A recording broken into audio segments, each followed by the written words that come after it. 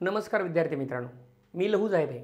आपल्याला माहीतच आहे की रोज मराठी व्याकरणाचे परीक्षा आलेल्या प्रश्नांवरती आपण एक व्हिडिओ बनवत असतो। आजचा व्हिडिओ आहे मराठी व्याकरणाचा PYQ क्वेश्चनचा अतिशय महत्त्वाचा MPSC पोलीस भरती, तलाठी व शिक्षक सरळ सेवा भरती या परीक्षेला आलेल्या प्रश्नांचा व्हिडिओ आपण आज तयार केलेला आहे। संपूर्ण व्हिडिओ पहा, आवडला असेल तरच लाईक करा, त्याच्यामध्ये तुमच्या काही शंका असतील त्या कमेंटमध्ये बॉक्समध्ये सांगा आणि चॅनलला तुम्हाला आवडल्यास लाईक, शेअर, सबस्क्राइबर्स करू शकतात। चला प्रश्नांकडे वळूया, आपण अधिक वेळ घालणार नाही। मराठी भाषा लिपीस कोणत्या नावाने ओळखलं जातं? राज्यसेवा 2019चा प्रश्न आहे बघा। राज्यसेवा डेप्युटी कलेक्टर करणाऱ्या परीक्षेचा प्रश्न आपण लगेच घेतलेला। मराठी भाषा लिपीस कोणत्या नावाने ओळखलं जातं? एक नंबरला पर्याय दिलाय त्यांनी वर्णमाला लिपी। जगात कुठल्याच भाषेची लिपी वर्णमाला लिपी नावाच्या नावाने नाहीये। पहिला पर्याय गेला। देवनागरी लिपी, गंधारी लिपी, खरोष्ट गंधारी लिपी हा उत्तर नाही। आदर्श लिपी हा लिपीचा एक मापदंड असू शकतो, परंतु आदर्श लिपी नावाने कुठल्याही भारतीय भाषेची लिपीच नाहीये। चला ठीक आहे, म्हणजे पर्याय उरतो फक्त देवनागरी लिपी। आता परत आपण थोडंसं एक उजळणी करूया। देवनागरी लिपीकडे आपण जाऊया। देवनागरी लिपीला देवनागरी का म्हटलं जातं? आर्य लोकांकडनं ही लिपी आपल्या भाषेमध्ये आलेली आहे। ही लिपी आपल्या डाव्या हाताकडनं, जर मी म्हटलं आता भारत, तर मी माझ्या डाव्या हाताकडनं उजव्या हाताकडे या प्रकारे लिहित चाललोय। म्हणजे ही लिपी डावीकडनं उजवीकडे लिहिली जाते। वरती जी मी रेषा दिली हिला शिरोरेखा म्हणतात। ही आडव्या, तिरप्या व गोलाकार अक्षरांना तयार होणारी लिपी आहे। याच्या संदर्भात आपण माहिती पाहिलेली आहे। पुढे जाऊया, चला वाचून घ्या प्रश्न। लेखन नियमानुसार अयोग्य असलेले वाक्य ओळखून त्याचा अचूक पर्याय निवडा किंवा ओळखा।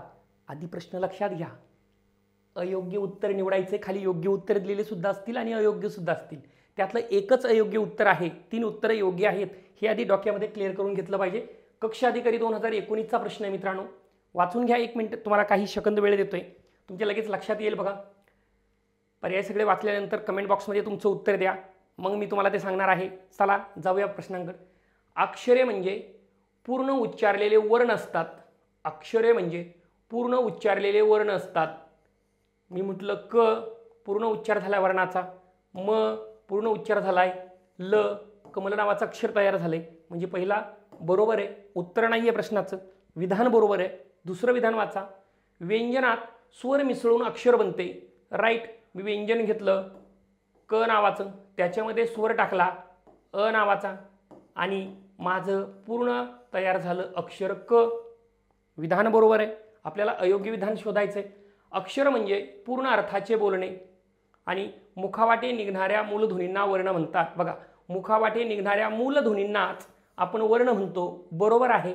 फक्त अक्षर म्हणजे पूर्ण अर्थाचं बोलणं नसतं मित्रांनो, तर वाक्य म्हणजे पूर्ण अर्थाचं बोलणं असतं। म्हणून याचं उत्तर द्यावं लागेल आपल्याला वाक्य। आपल्या आलेल्या प्रश्नाचं उत्तर हे इहे आहे, हे लक्षात घ्या। म्हणजे हे चुकीचं सांगितलेलं, आपल्याला अयोग्यच ओळखायचं होतं, आपण ओळखलं। पुढे जाऊया, आपल्याला वेळ घालवायचाच नाहीये। पहा आता खूप मोठा प्रश्न आला, बघू दे मला एकदा कुठल्या परीक्षेला आलेला।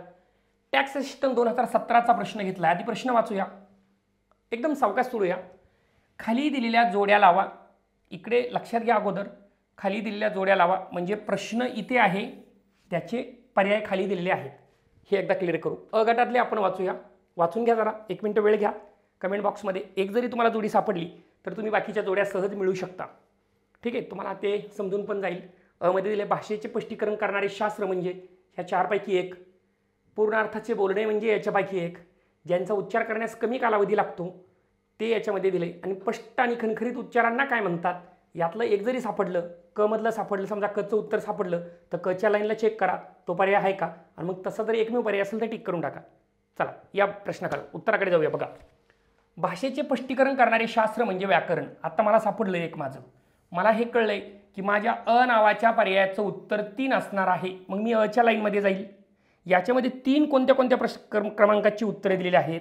अरे बापरे, ह्या 3 याची अ दिलेली आहेत, म्हणजे मला उत्तर फक्त माझा हा पर्याय कट होऊन जाईल। अजूनही माझे 3 पर्याय शिल्लक राहिले। मी दुसऱ्या पर्यायाकडे जातोय। पूर्ण अर्थाचे बोलणे म्हणजे काय? पूर्ण अर्थाचे बोलणे वाक्य असतं, म्हणजे माझं बचं उत्तर जे आहे ते 4 असणार आहे। मी बच्या लाईनमध्ये जाईल आणि 4 शोधित बसेल। अरे बापरे, 4चे 2 पर्याय आहेत, म्हणजे पर्याय क्रमांक 1 आणि पर्याय क्रमांक 2 हे 4चे आहेत। मग मी हा पर्याय कट करून टाकेल। आता माझ्याकडे अ आणि ब असे म्हणजे 1 आणि 2चे पर्याय राहिलेत, मी यांच्याकडे जाईल। ज्यांचा उच्चार करण्यास कमी कालावधी लागतो त्याला काय म्हणतात? कमी कालावधी लागतो ते ऱ्हस्व स्वर असतात. इथे म्हणजे माझ्या कचं उत्तर जे आहे ते कचं उत्तर 2 असलं पाहिजे. मी कच्या लाईनमध्ये जाईल आणि माझं 2 उत्तर शोधील.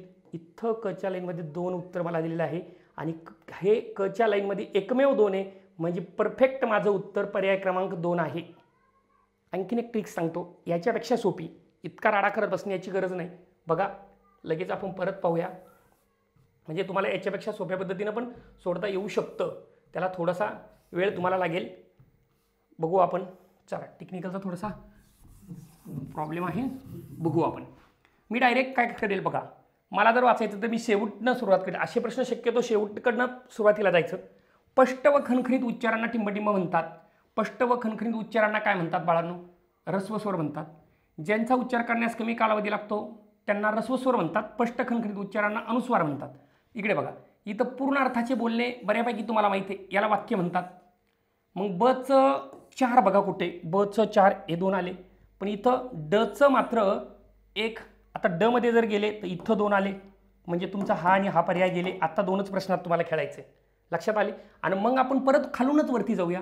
ज्यांचा उच्चार करण्यास कमी कालावधी लागतो ते ऱ्हस्व स्वर. मग कचं 2 पाहिजे, मग कचं 2 असणारा एकमेव पर्याय मला सापडला. माझं उत्तर मला सापडून गेलं. परत दुसरं काही चेक करण्याची गरज लागणार नाही. आलं लक्षात?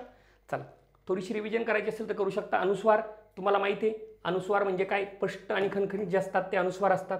ऱ्हस्व स्वर म्हणजे छोटे, ज्यांचा अकुळ उच्चाराची असतात, म्हणजे स्वर हे लंब उच्चाराचीच असतात, सूरच असतात, पण ज्यांचा उच्चार करण्यासाठी कमी कालावधी लागतो, म्हणजे अ असेल, रू असेल, लृ असेल, ठीक आहे, लहाना उ असेल, ई असेल. चला पुढे जाऊ. व्याकरण म्हणजे भाषेचं स्पष्टीकरण करणारं शास्त्र. चला नेक्स्ट जायचं आहे आपल्याला लगेच. दुसऱ्या प्रश्नाकडे जाऊया. देवनागरी लिपी लिहिण्याची बरोबर पद्धत ओळखा. अरे डबल प्रश्न आलाय, पण परीक्षा वेगळी असेल. PSI 2017चा प्रश्न आहे बघा. परीक्षेला रिपीट झाला म्हणून आपल्या स्लाईडमध्ये पण परत आला वाटते. चला काय हरकत नाही, सोडूया. तरी पण आपण देवनागरी लिपी लिहिण्याची बरोबर पद्धत विचारली. देवनागरी लिपी लिहिण्याची बरोबर पद्धत 4 पर्याय वाचून घ्या. कमेंट बॉक्समध्ये तुमचं उत्तर द्या, तोपर्यंत मी पण वाचून घेतोय. देवनागरी लिपी डावीकडून उजवीकडे लिहिली जाते. करेक्ट. देवनागरी लिपी अक्षरे मोडून लिहिली जाते. जो ते झाले इथं जाते आहे.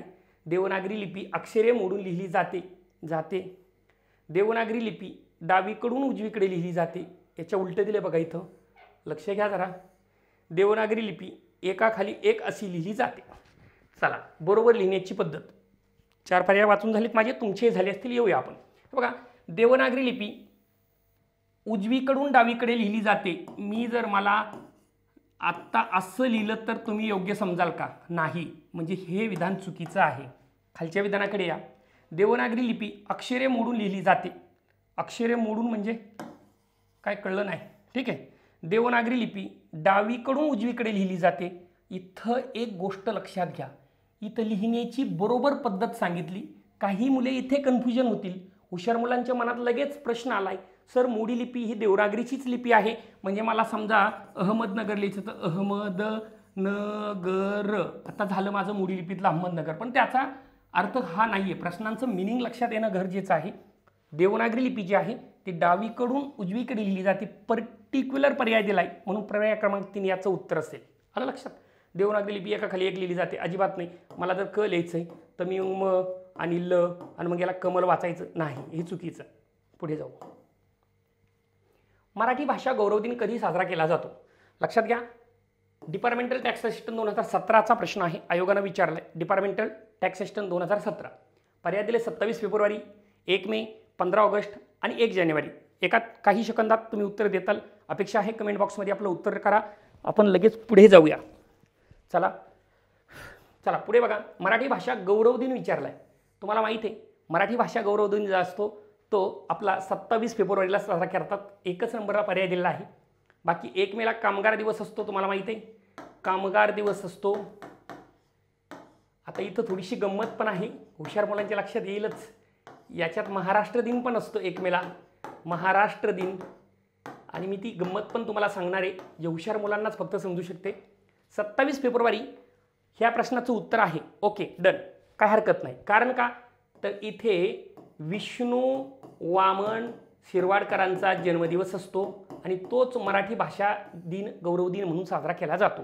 परंतु मित्रांनो, 1 मे 1960ला आपला महाराष्ट्र राज्य अस्तित्वात आलेला आहे आणि याच दिवशी राजभाषा दिन सुद्धा साजरा करतात. आता कन्फ्युजन होऊ देऊ नका. 27 फेब्रुवारी जर आलं तर तो आपला भाषा गौरव दिन आहे. ठीक आहे, तो आपला भाषा गौरव दिन आहे 27 फेब्रुवारी, जो विष्णू वामन शिरवाडकरांचा जन्मदिवस आहे. 27 फेब्रुवारी भाषा गौरव दिन. पण जर 1 मे जो आहे तो आपला राजभाषा दिन आहे, कारण 1 मे 1960ला महाराष्ट्र मराठी भाषा स्वीकारली, तो आपला राजभाषा दिन आहे. कन्फ्युजन होऊ देऊ नका. अतिशय महत्त्वाचा प्रश्न आहे, म्हणून मी तो शक्यतो प्रश्न घेणार नव्हतो, कारण आणखी अधिक 15 ऑगस्टला देश स्वातंत्र्य झाला, 1 जानेवारीला काही नाही आहे. पुढे जाऊया. चला, आता तुमच्यात बऱ्याचशा गोष्टी गोंधळ होऊ नये म्हणून ते सांगितलं. वर्णमालेत या व्यंजनांचा समावेश केला जात नाही. वर्णमाला, आपली वर्णमाला तुम्हाला माहिती आहे. ठीक आहे, 50 नंतर 52 वर्णांची या वर्णमालेत या व्यंजनाचा, म्हणजे इथं काहीतरी प्रश्न विचारला, या व्यंजनाचा समावेश केला जात नाही. सेल टॅक्स इन्स्पेक्टर 2016चा प्रश्न आहे. आता पण इथं पण त्यांनी थोडीशा गमती जमती केल्यात बघा. प्रश्न इकडे आहे मित्रांनो, त्याचं उत्तर आपल्याला तिकडे द्यायचं आहे. अ आणि श या व्यंजनांचा समावेश वर्णमालेत केला जात नाही. चुकीचं आहे, वर्णमालेत केला जातो, म्हणजे हे आपलं उत्तर नाही. ह आणि ळ यांचा समावेश वर्णमालेत केला जात नाही, केला जातो, म्हणजे हे सुद्धा बरोबर आहे. आपल्याला चुकीचं म्हणजे न समावेश केलेलं आपल्याला वर्ण ओळखायचं आहे. क्ष आणि ज्ञ बघा बाळांनो, क्ष आणि ज्ञ यांचा समावेश वर्णमालेत केला जात नाही, 100% केला जात नाही. क्ष आणि ज्ञ म्हणजे आपल्या पर्यायाचं उत्तर क आहे. आपल्या पर्यायाचं उत्तर क आहे. हे स्वरादी आणि विसर्ग याचा सुद्धा समावेश वर्णमालेत होतो. आता आपल्याला कचं आपलं उत्तर हे परफेक्ट झालं, पण उत्तर इथं आलं नाही. पर्याय क्रमांक 3 भरावून मोकळं व्हायचं नाहीये मुलांनी. इकडे अजून बाकी आहे. इथं सांगितलंय क. आता बघा, अ बरोबर बाकी सर्व चूक. इथं सांगितलं अ बरोबर बाकी सर्व चूक नाही ना, ब पण बरोबर आहे, म्हणजे हा पर्याय आपला नाही. पुढे बघा, क बरोबर बाकी सर्व चूक. क बरोबर मित्रांनो लक्षात येते तुम्हाला, क बरोबर बाकी सर्व चूक आपल्या प्रश्नाचं अचूक उत्तर आहे, म्हणून पर्याय क्रमांक 2 आपल्याला ब्लॉक भरून टाकायचा. बघा तुमच्या लक्षात येईल. आता खाली आणखीन थोडंसं नाही म्हणून पडताळा घेऊया आपण. काय दिले, ड बरोबर बाकी सर्व चूक. हे ड बरोबर ओके ना, ड बरोबर आहे, पण बाकी सर्व चूक नाहीत ना, हे पण बरोबर आहे, हे पण बरोबर आहे, म्हणजे ते आपल्या प्रश्नाचं उत्तर नाही आहे. चला, हे गेला. ठीक आहे, म्हणजे हा सुद्धा गेला. ब बरोबर बाकी सर्व चूक, त्यांनी सांगितलं ब बरोबर बाकी सर्व चूक, हे कुठं चूक आहे, हे पण बरोबर आहे ना, म्हणजे हा पर्याय आपल्या उत्तराचा होत नाही. उत्तराचा पर्याय क्रमांक 3चा ब्लॉक भरून आपण मोकळे झालो. मित्रांनो, सेल टॅक्स इन्स्पेक्टर जी MPSC मध्ये एक मानाची पोस्ट समजली जाते, म्हणजे राज्यसेवेच्या खाली आपण PSI STI असिस्टंटला जर आलो तर अशा प्रकारची प्रश्न तुम्हाला त्या ठिकाणी येत आहेत. चला पुढे जा. प्रश्न क्रमांक 7 आलाय. भाषा ही केवळ संवादाचेच माध्यम नाही तर ते साहित्याच्या संदर्भात ती आत्मआविष्काराचे सर्वश्रेष्ठ माध्यम आहे. आत्मआविष्कार म्हणजे व्यक्त होणे. आपल्या मनातल्या भावना आपण जेव्हा शब्दांमध्ये व्यक्त करतो तेव्हा आपण बोलत असतो, लिहित असतो आणि वेगवेगळ्या माध्यमांमध्ये आपल्या भावना व्यक्त करत असतो, त्याला आत्मआविष्कार म्हणतात. आत्म्याचा आविष्कार म्हणजे बोलणे. ठीक आहे, भाषा हे आत्मआविष्काराचं साधनच आहे. जर तुम्हाला मला भाषाच येत नसती तर आपण आपले विचार एकमेकांचे व्यक्त करू शकलो नसतो. चला, अधिकच्या गप्पा न मारता आपण डायरेक्ट उत्तराकडे जाऊया.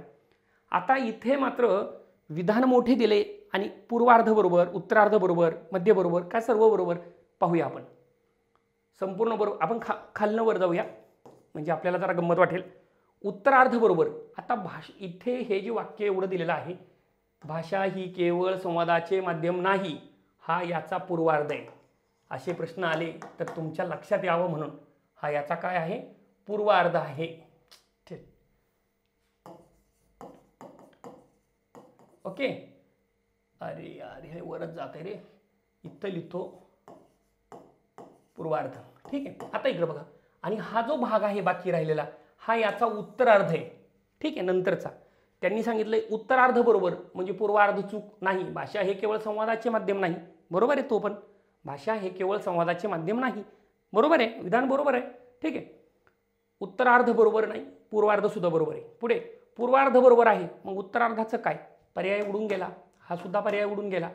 संपूर्ण चूक अजिबात नाही, संपूर्ण विधान बरोबर आहे. म्हणजे भाषा हे केवळ संवादाचे माध्यम नाही तर ते साहित्याच्या संदर्भामध्ये आत्मआविष्काराचं साधन आहे. आपलं संपूर्ण विधान बरोबर आहे. आपला हा पर्याय ब्लॉक भरायचा आहे. आपलं पर्याय उत्तर बरोबर आलेलं आहे. चला पुढे जाऊ.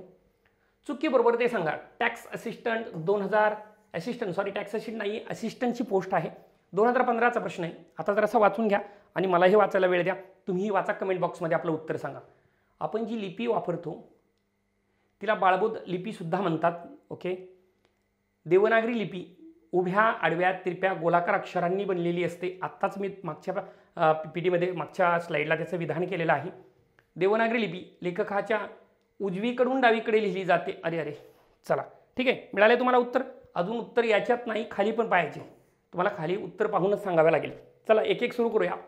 आपण जी लिपी वापरतो तिला बाळबोध लिपीसुद्धा म्हणतात का? तर ती लहान लेकरांना सुद्धा वाचता येते, म्हणून देवनागरी लिपीला बाळबोध लिपीसुद्धा म्हटलं जातं. आपलं विधान बरोबर आहे. म्हणजे बरोबर असणारा पर्याय आपल्याला पाहायचा आहे. बघा इथं बरोबर असणार आहे, पण प्रश्नाचं उत्तर अजून संपलेलं नाही. खालचे विधान वाचायचे.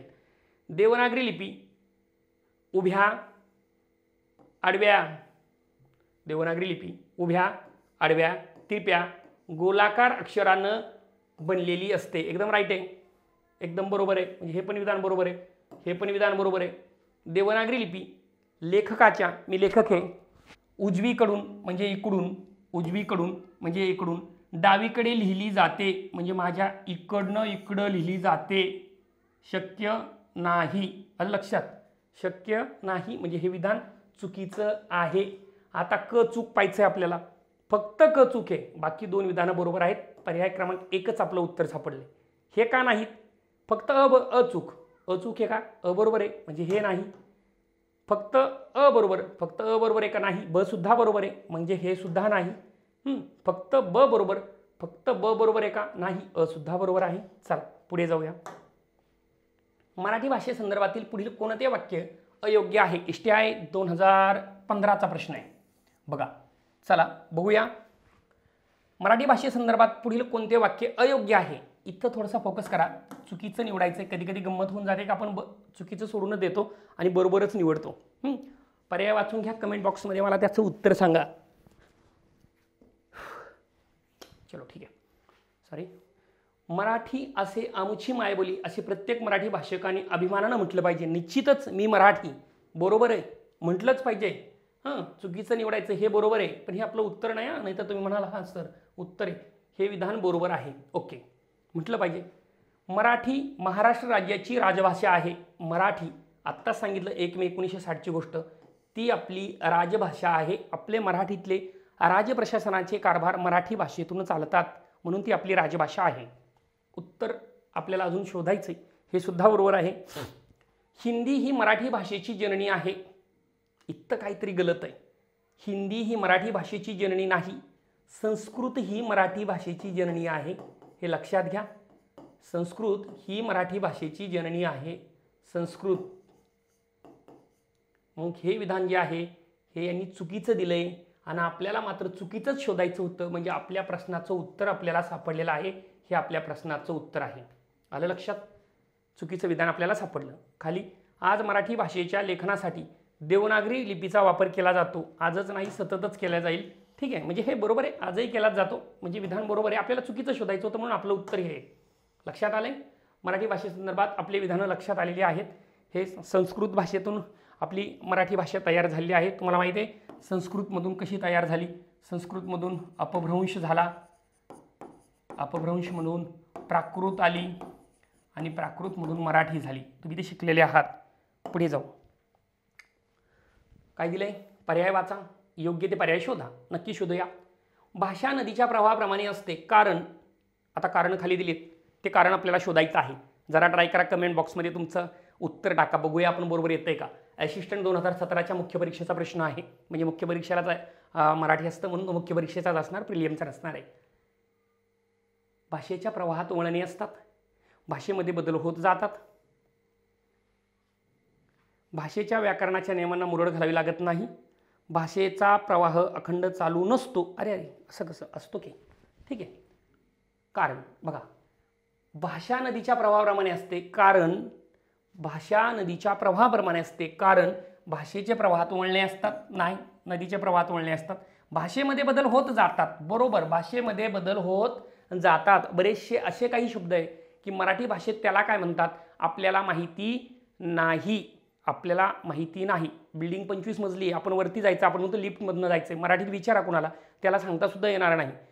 खिशामध्ये आपल्या असतो तो हॅलोवाला, काय नाव त्याचं, तो मराठीतला भ्रमणध्वनी, तो लिफ्ट म्हणजे उद्वाहक असतो. हे मराठी शब्द आता बदलत चाललेत आणि आपण नवीनच शब्द त्याच्यात प्रयोजन करत चाललोय. म्हणजे भाषेमध्ये बदल होत असतात. ठीक आहे. आता हे विधान इथे बरोबर आहे, आपल्या प्रश्नाचं उत्तर हेच आहे. पण खालचं आपण चेक करूया.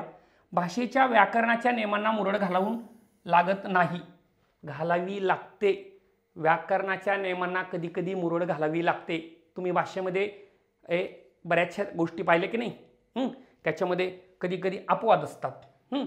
कधी कधी आता आपण म्हटलं, समजा एक उदाहरण घेतलं, नियमाला कधी कधी मुरड घालावी लागते. मी म्हटलं विशेषण घेतलं, मी उदाहरण म्हणून म्हणता, आपण जरा विषयांतर नाही करते पण वेगळ्या टॉपिककडे आलोय.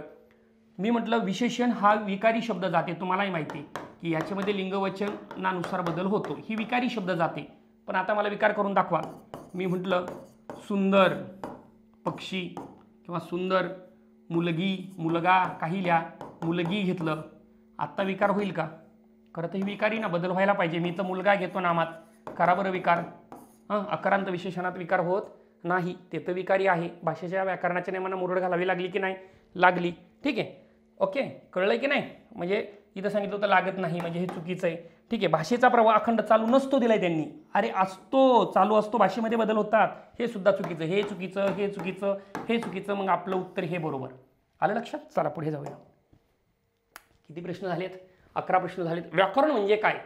मंत्रा लिपिक 2013ची आहे. इंग्रजी आणि मराठी माध्यमाच्या टायपिंग केलेल्या विद्यार्थ्यांसाठी मंत्रालयाची मोठ्या प्रमाणात भरती होत असते. तुम्हाला माहिती, 3 प्रक्रियामधून तुम्हाला जावं लागते. त्याच्यात ही एक प्रक्रिया महत्त्वाची आहे. व्याकरण म्हणजे काय? व्याकरणकारांनी लिहिलेली भाषा. व्याकरणकारांनी लिहिलेली भाषा नसते, हे चूक आहे. म्हणजे हे आपल्या प्रश्नाचं उत्तर नाही आहे. भाषेचे स्वरूप स्पष्ट करणे. भाषेचे स्वरूप स्पष्ट करणे, नुसतं स्वरूप नाही. ठीक आहे, नुसतं स्वरूप नाही, मग ते एक छोटा चॅप्टर बनेल. ठीक आहे, हे सुद्धा नाही. भाषेचे स्पष्टीकरण करणारे शास्त्र म्हणजे व्याकरण. अरे वा, चलो उत्तर सापडलं. कारण भाषेचं स्पष्टीकरण करणारं ते शास्त्र असतं. दादोबा पांडुरंग तखरडकरांनी जर मराठी भाषेच्या व्याकरणाचं पुस्तक लिहिलं नसतं तर कदाचित नागपूरचा माणूस वेगळी भाषा बोलला असता, महाराष्ट्रातला वेगळे बोलला असता, नागपूरच्या आमदारांना वेगळं गॅजेटमध्ये टाईप करायचं सभापती महोदयांना सांगितलं असतं, महाराष्ट्रातल्या पश्चिम महाराष्ट्राला वेगळं सांगितलं असतं आणि सगळा विधेयकाचा पचका झाला असता. तुम्ही मातृभाषेत संसदेत बोलू शकता, विधिमंडळात बोलू शकतात, परंतु गॅजेट तयार होत असताना, प्रमाणित विधेयक तयार होत असताना त्याची भाषा मात्र प्रमाण असते. का? तर भाषेचं स्पष्टीकरण करणारं व्याकरण आहे, म्हणून हे शक्य आहे. पुढे चला. भाषेची उपयुक्तता स्पष्ट करणे नाही. चला पुढे जाऊया. प्रश्न क्रमांक 12 आहे. पुढील समूहात न जुळणारा शब्द शोधा. पुढील समूहात न जुळणारा डिपार्टमेंटल STI म्हणजे जे मंत्रालय लिपिक असतात त्यांना डिपार्टमेंटल परीक्षा देता येते. म्हणजे टॅक्स असिस्टंट लिपिक यांना STI होता येतं. 2011ची परीक्षा आहे. बघूया. शब्द समूहात न जुळणारा शब्द लिहायचा आहे. ओके, सुरू करूया वरून. देवनागरी काय? मराठी भाषेची लिपी आहे. मुरडून जर लिहिली मुरड घालून तर तिला मोडी लिपी म्हणतात. Okay, no problem. रोमन सुद्धा लिपी आहे. जरी मराठी भाषेची नसली तरी रोमन ही एक लिपी आहे. पण इटली मात्र लिपी नाही. इटली चहाची किटली, जनता आता मोदींना विटली, असं लोक भाषणात बोलत होते. आपल्याला काय माहीत नाही. पण इटली हा देश आहे. ठीक आहे, इटली हा काय देश आहे. ओके, म्हणून आपल्या उत्तराचा पर्याय हा आहे. पुढे जाऊया. देवनागरी लिपी आदर्श लिपी मानण्याचे कारण सांगा. STIला पण आलाय, असिस्टंटला पण आलाय 2010 साली. देवनागरीला आदर्श का मानायचं? पर्याय दिलेत, कमेंट बॉक्समध्ये उत्तर सांगा. सगळ्यांनी पर्याय वाचून एकदा ट्राय तर करा. चुकीचं येऊ की बरोबर येऊ मी तर सांगणार आहे. तोपर्यंत पर्याय वाचून तुम्ही घ्यावेत म्हणून तुम्हाला काही वेळ दिलाय. चला पाहूया. देवनागरी लिपीत वर्णाला स्वतंत्र चिन्हांनी दाखवता येत नाही. अरे बापरे.